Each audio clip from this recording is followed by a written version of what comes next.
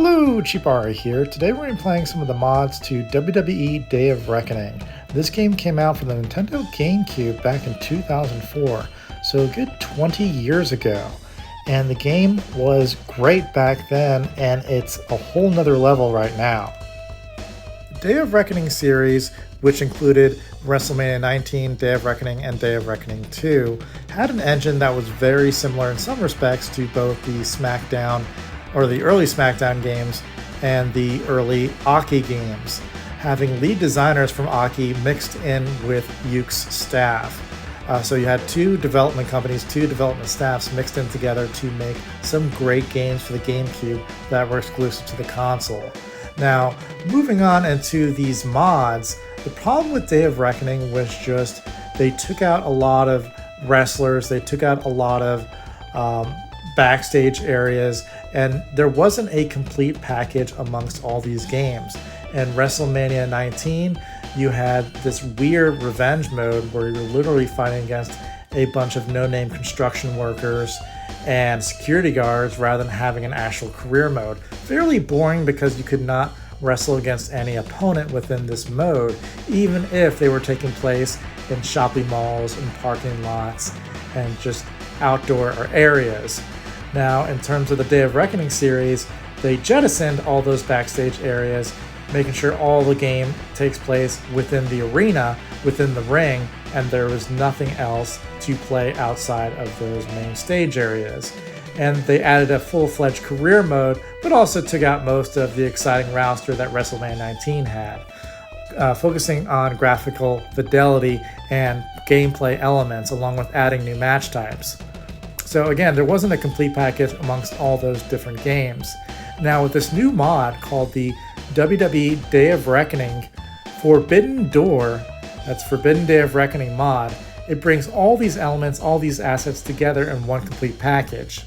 What you have here is, beyond the original 40 wrestlers, you now have up to 59 wrestlers now as part of the main roster, now including additions that were crazily omitted, like two different variations of Undertaker, where you have the standard classic Undertaker with the trench coat and the hat, along with the American Badass that wears the bandana and drives the motorcycle. But you also have the Dudley Boys, you've got Mask Kane, you've got Stone Cold Steve Austin, you've got Rikishi, you've got Test, you've got Brock Lesnar, you've got Goldberg, you've got Goldust, you've got Lita, and you've just got a sheer amount of new wrestlers added. All non-playable characters from the story mode have now been added, like Coach, you've got Paul Heyman, just a sheer amount of variety of wrestlers with full movesets, and many of them with full entrances. So there's a lot to unpack here, and that's not even the start of it. Newly added wrestlers have their respective music and Titantrons added to the Create a Wrestler, so that allows for more content available for you when you're creating your superstar.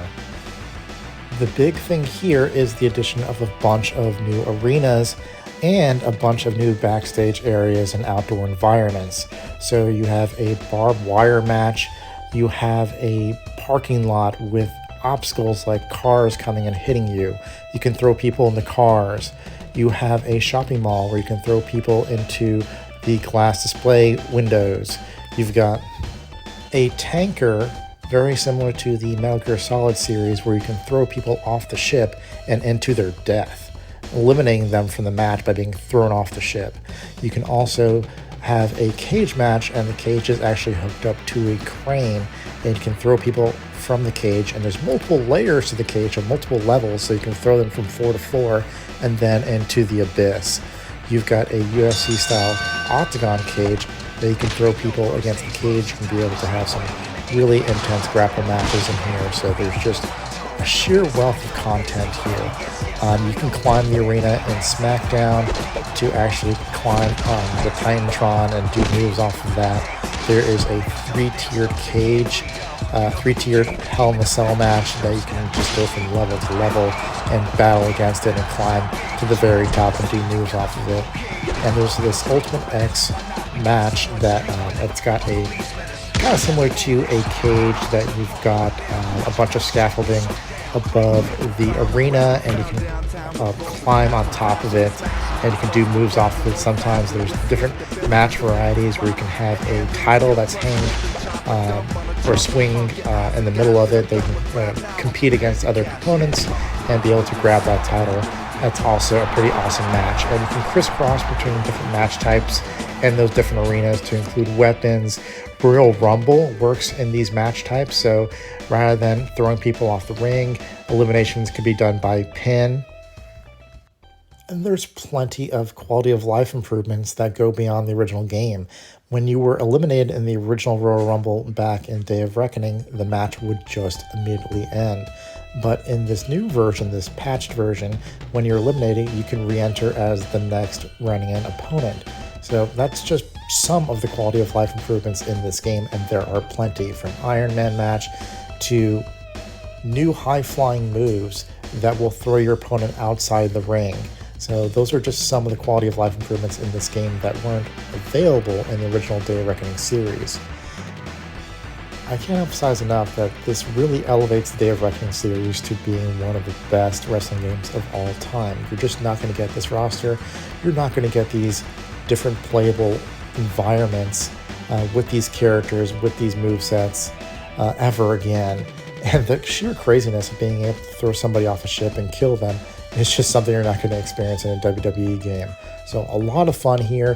Highly recommend downloading it and playing it as your regular rotation of wrestling games. So to summarize, there are 59 characters in this game, increased beyond the original 40. There are 27 different arenas, backstage areas, and outdoor environments to wrestle in. And there is a sheer wealth of new varieties and match tools. So just some negatives I'll point out. There is some slight ghosting in the post-match celebrations, and also the CPU opponents may not know exactly what these new structures and designs mean with the outdoor environments, so they may have a hard time following you. The career mode is still completely playable as well, but there are some backstage environments that have been realigned, so you may have your characters fighting in a blank void from time to time, but otherwise no issues in playing career mode.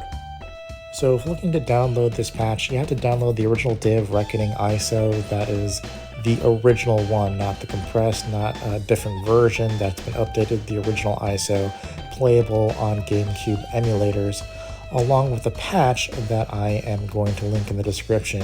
You do need an xdelta application to execute the patch on top of the original ISO, creating essentially that modded game for you to play easily. It's a very easy process. If I can do it, anybody can do it.